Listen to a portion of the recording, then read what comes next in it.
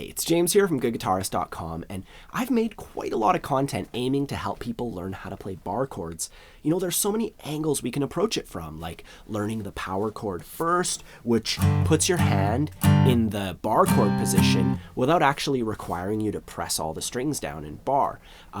There's practicing with our non-bar fingers, you know, so that we can get them nice and accurate, and that takes a lot of the strain off of our barring finger. When these fingers are doing their job, your bar finger has a bit of an easier job, you know. And there's the obvious exercises to both strengthening and improving the accuracy of your barring finger so that it doesn't have to work too hard. And I've put all that on my website. It's nicely organized, completely free. You can just go check that out whenever you like using the link in the description. But what I want to show you today is something that I was just kind of playing around with. You know, I had one of those eureka moments. I was working on a tune by this artist, Elliott Smith. I'm not sure if you're familiar. I love his music. You know, he's an amazing guitar player. But, you know, he has a lot of songs where he tunes his guitar down into lower tunings. And when you do that, it makes the strings looser and easier to press. You know, they sound like richer. They buzz a little more. And if you combine that with putting a capo on the guitar, which I had to do in order to sing, because without the capo, the song was like too low for me to sing.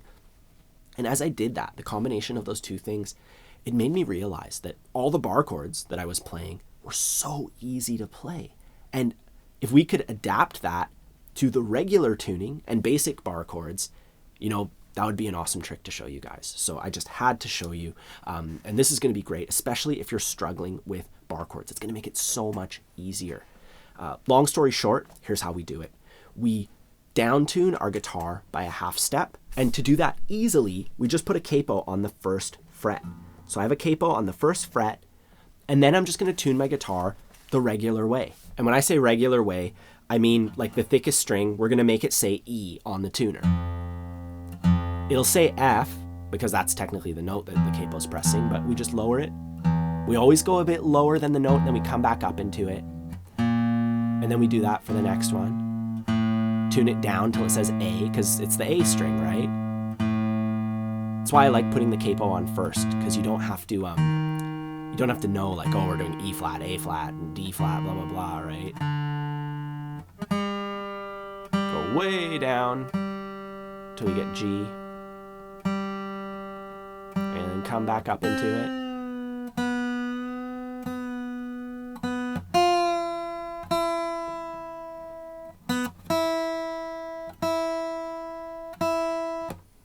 And then we'll do it again, just because guitars never tune down that easily. Always got to do it twice. So we end up with the same notes on each of the open strings. You know, this is the E string, and the tuner says it's E. A, D, G, B, E. But the strings are looser and easier to press.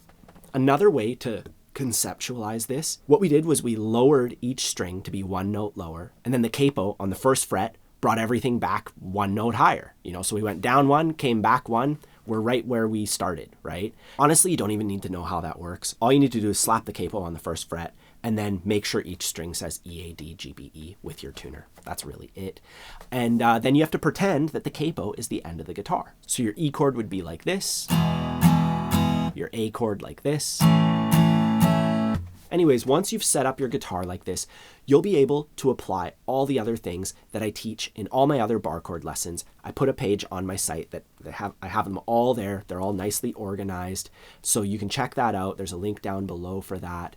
And, you know, you get all your technique down while your strings are closer to the fretboard and easier to press. And then later on, you put your guitar into the regular mode, you know, regular tuning, and you do those lessons again. And you'll have all the technique available to tackle it at that slightly higher tension, you know. As far as songs to work on, I think B minor is a little bit easier than F and almost as common. So I would start there. A great song that has B minor is Tennessee Whiskey. It's just A and B minor.